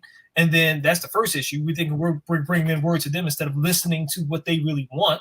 And then the second thing is assuming that's the only area that needs Jesus. No, the whole Annapolis as a whole needs Jesus. West Annapolis needs Jesus too. I mean, everybody, everywhere. Yeah. So if I'm gonna preach down 20, I need to be preaching at the mall too. Exactly. I agree. And that I agree with wholeheartedly as far as reaching out and doing outreach, because that's one of the biggest blades of grassroots organization is outreach and being able to spread the word in the community. And like you said, sometimes the community can't come to you. Sometimes you got to take it to them, and not even go just to go have service, but to go and say we here. Exactly. Just that's it. That's it. You know what I mean? We out here. Like we don't have to come out here and tell you that, oh, you got to do this and listen to this word and you got to. Nah, we can have that in there. That can play a part of it, but we out here. We out here. You tell us. You tell us what's going on. You know what I mean? What's gonna make this feasible for you to be able to understand? You know what I mean? And I think that's something that we lost a lot of too. And that's not just with the church. That's with us as a people, us as a community. The same thing with politicians too. It's some politicians that you don't see them until it's time for elections. It's some politicians you don't see with church members until it's time for elections, because they understand the power that the church holds with voters. Yep. And that is something also, like I said, I feel like we got to eliminate too. And put everybody across the board. Like, look, like we're not accepting this anymore. Like, and we're not going to accept this for our community. We're not going to bring you to a community and let you rock with us, and then you turn around and you make us look crazy. And then now we can't go back to that community, and you don't have to worry about going back until it's time to vote again. And so I definitely feel like outreach is like top 2 when it comes to just activism, just being in the community at all. Yeah. Like, if I'm mistaken, I think the word church in Hebrew means a calling out. It does. Well, in Greek, the ecclesia, the called out. Yes. Yeah. That's it. The called out. You're called out to reach the people, not stay within walls. But see, let me add something real quick. See, there's a situation that needs to be addressed. And Pastor Rick, you're so right. It's just not, our folks that need to be reached. But the situation is, where is the church? Where is the church right now? Do you see a lot of evangelism going on in the streets? No, you don't. You don't see the churches walking the street of the city. Not like used to. You don't see that, Pastor Rick. And that's the real issue, because the problem is people need to stop playing church and actually be the church. We need more people out on the street. Why is there so much stuff going on in this city? Because where's the church? Where is the church? Why aren't we downtown Annapolis? You said West Annapolis. Where is the church? We can sit here and talk about what we can do and what we should do, but where is the church? You don't see the majority of the churches in Annapolis. They have church. They have their pantries. You can go in their pantries and get stuff out. There's people out there in the communities doing things, but where is the actual church? Where's the church leaders? Where is the church leaders? And I gotta say that, and I don't want to offend anybody, but where is the church leaders? The people, hey, I'm sorry, I didn't mean to cut you off. Go ahead. Now I already say the people that like the same way there's a responsibility for the church to reach out, there's a responsibility for people to receive the word and receive the like you guys work. So to me, people kicked the church out of the streets. The church ran back to the safe haven of the doors. When I was young, Pastor Sherlin used to come down 20. I used to see all these different people, all these different churches do 20 all the time. They used to take us on field trips and everything. But then when you started seeing people still smoking weed right there by the church, even at funerals nowadays, they smoke on church grounds. There's no the church used to be sacred ground. Sacred grounds. And you go to a funeral right now, everything in the church, the whole church smell like weed if somebody young died. So it's not just the church's responsibility is, and I get what you're saying, because we always say that too.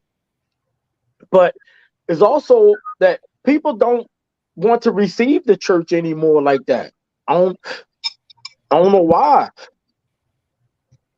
That's kind of what we was speaking on earlier. Like what has caused the church.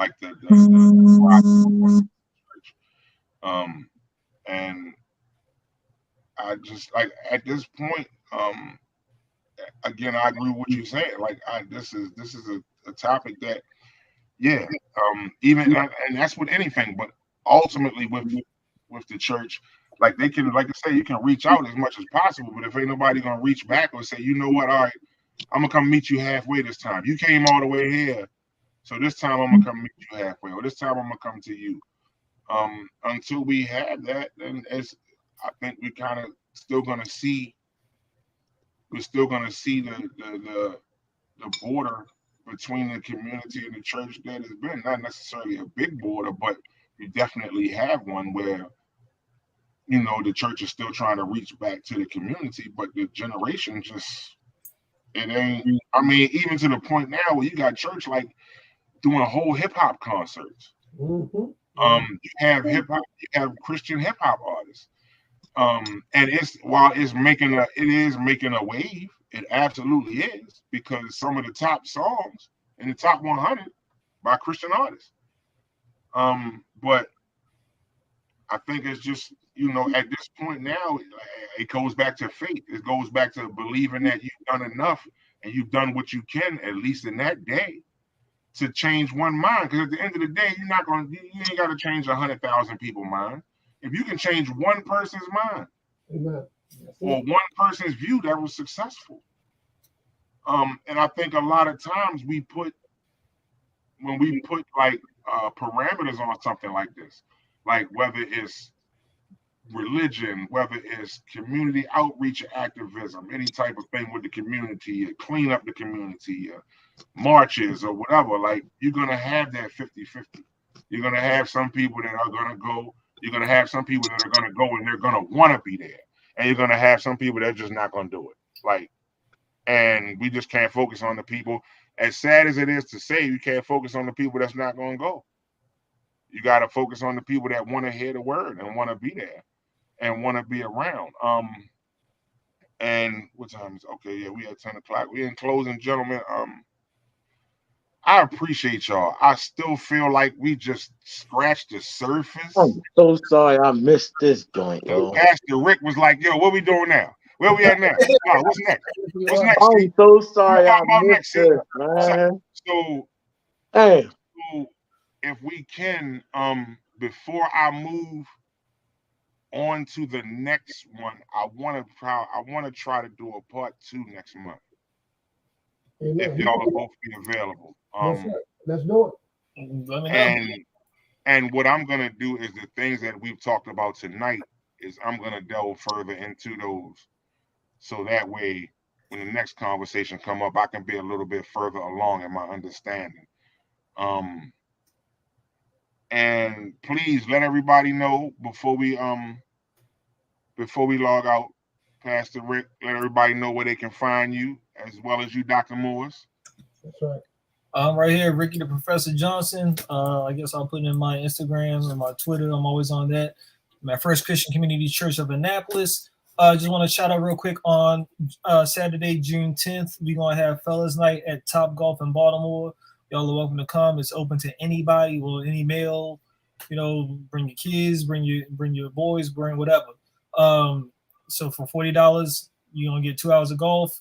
You're gonna get some hors d'oeuvres. Gonna get non-alcoholic drinks. So definitely invite y'all to join us for that. Right. That's a fun spot too. Yeah. Dr. Morris. Yes, sir. Y'all can reach me at Empowerment Kingdom. If you go to Facebook, you can reach me at Empowerment Kingdom Church International, international churches. You also can reach me on my Facebook page. A lot of my stuff is live on Facebook. So if anybody want to reach me, you can go there. Awesome. Hey, Awesome. before we go, then I know we've been friends for a long time, but I'm really proud of you, bro. Yes, sir. I appreciate that. And here's why. Let me say this before we go, Ricky, Pastor Rick, and see. Ricky's fine. Me and Mikey go way back. Yes. Okay. And one of the reasons why I mentioned Newtown 20, Pastor Rick, because I've seen the people, I've seen the hurt, I've seen the pain. That's my home. Okay. And Mikey knows that. Yeah. My direction, we all four of us have different directions and paths. But when I came up, Pastor Rick, if it wasn't for the grace of God and me having understanding and faith, I wouldn't, and Mikey know that, I wouldn't be sitting here with you guys right now. Because the way I came up, my path was to a path of destruction. So I had to find some kind of faith. Mm-hmm. I had to believe in a God that I never knew and never saw to get me to where I'm at today. And so I appreciate all four of y'all because you guys are great men of God. Pastor Rick, you keep doing what you're doing, man. I love you, my brother. Thank you, sir. You are very powerful. Your mom, love her to death. I love her to the death, to the moon and back. Brother C, you the man, and I know, let me say this before we go. This podcast right here, man, let me say something. This podcast is going to take off. What y'all been doing, I'm prophesying, what y'all been doing, man, y'all going to go to the next level. You and Mikey are about to take this to the next level because you only scratching the surface with this conversation. I'm quite sure the people that are watching, there's so many different avenues that you and Mikey can take. You're going to take marriage ministries. I mean, you want to talk to gangbangers. You want to talk to people that backslidden. There's so many different avenues that you can have podcasts about. And I'm trust and believe people are going to watch this. Even the people that didn't see this or didn't see it live, they're going to go back and listen to this, and they're going to be waiting for the next one to come. There's so many things that y'all could talk about, man. And I'm telling you, you're only scratching the surface because where y'all about to take this, I see a radio show coming next. I see a radio show coming next. Y'all gonna have a radio show. You're gonna have a live radio. You're gonna have a radio show next. I see it coming because you're only scratching the surface. But like I say, man, y'all keep up the good work, man, and this thing, man, I'm willing to come back. I'm quite sure everyone is. Pastor Rick, let's just do this again, man, because like I say, we only scratch the surface. Yeah. And I like to say, I'm sorry for not being here, man. I didn't think, see, especially to you, I totally lost my marbles today. I got to that Harley dealer and saw that, and I had to. I ain't know it was gonna have me down there that long. But I appreciate y'all for coming on here, man, and see, I appreciate you for holding the fort down, yo. Because I think something like this is something that we all deserve, and Dr. Moore scratched on it. We always say something. Remember how I keep telling you, we always say something made me feel that way. Yep. Something made me change. But you know what that something is Yep. when you get right with Christ. Yep. You know what it is. Your conscience. Yep. But you and only and got a conscience when you're a good person and you got God in your life. God is your conscience, bro. and this, like I said, and for me, this I still like, even we were talking for almost 2 hours, and I still feel like it's like 10 or 11 other things that we could talk about. Yes. So we got to do a part two for this conversation. But um, This is Pastor making Rick, that. Dr. Morris, I Thanks, appreciate I appreciate y'all taking this time to help me come to an understanding and to learn more than I did before. Like and that's what I wanted to do. I wanted to be able to walk away with this with understanding that I maybe didn't think I had at first, and I did. And one of those things is a lot of the things that I stereotyped about the church. It just, that was me, some personal stuff with me. It wasn't necessarily based in fact. It wasn't based in anything I really actually read or researched. It was just based on things that I'd heard and put together in my mind, that I came up with the view that I had. But y'all both have definitely given me points to look at trick of the devil, son. and an understanding to now, like I said, to delve further into to understanding. So again, I appreciate y'all, and anybody that's watching, you can always share this stream right here. Share it wherever you want. I want as many people to see it as possible. It's on YouTube as well under Let Me Talk the Podcast. This will be one that's archived. Like I said, I'm gonna archive it so that way this doesn't go anywhere. And everybody already agreed, so we're gonna go to part two next month. Amen. All Like right. I said, I wanna be able to do that before I jump and pick another uh topic or another religion. You know what I mean? But again, I appreciate y'all for that understanding and working with me and letting me ask any questions I needed to ask, and blessing us all, absolutely, because that's absolutely what it was. Like, and that ain't even being nothing but honest. And I appreciate y'all, and I will see y'all again next month. Other than that, any shout out y'all want to give out? Nah, I'm good. Just thank them for coming. Gene, you already know I love you always, bruh. You Most already definitely. know. Yes, sir. Love you, brothers, man. I just want to thank y'all for the opportunity. That's all. Yeah. Pastor Rick, teacher, man. Yes, sir. Keep teaching and preaching, brother. You too, man. It's good having a chat with you tonight. Yes, sir, man. All right, All right, y'all have y'all a be good evening, safe. gentlemen. Appreciate y'all. See y'all. All right. See y'all next All week. right. See you next month. All right. Love y'all, man. Be safe.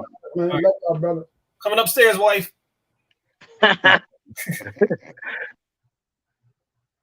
Yeah, Yo, yo. I'm so mad I missed that, Hey, yo. listen, right? I went up there Hey, to look at the motorcycle and end up buying a bitch. that's what it is, B. Got the new Harley now out there. I You know what I mean? But yeah, yo, this was a dope conversation, yo. Like, I gotta say, so far, this probably the best one so far. told you, Um, Gene will give it to you, yo. Dr. Morris will give it to you, man. And you and know, they both, like I said, they they both both, yeah, they because both remember he allowed came me on to the last ask my time. questions without no, all right, man, you really got, you know what I mean? So I appreciate them for that. Again, shout out to Pastor Rick, First Christian Community Church of Annapolis, and I'm sorry, Dr. Morris Mackell, Empowerment. Dude, so humble now, so always been laid back and cool. But like you say, he got a pass. And the best part about life, if you're a grown man, your past don't your past is who you are, Right. but you don't got walk in that joint. That's why it's a good way to turn. And like you said, all that stuff that was in your head, that's the trick of the devil, son. It's to keep you away from religion. And ask me how I know. I was one of his best soldiers. Right, right. Like yo, again, like this was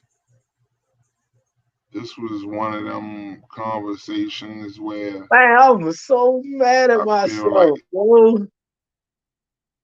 Mm, I'm so mad at myself. I really wanted to be we on could there. still be talking. We could still be talking for real. Empowerment Kingdom Church. Um, so y'all, everybody, thank y'all for joining us. I hope y'all enjoyed yourself, man. And the conversation will be live once I'm finished, and once I end this, you will be able to go and see it on YouTube, on our Facebook channel, also on either page.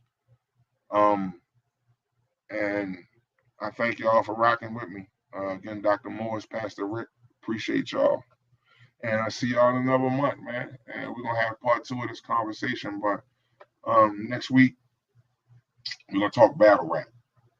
But um, other than that, I appreciate everybody y'all been rocking with us, man. And thank y'all. Peace. Love is love. Pay attention to the ones that love you all the time. I holla.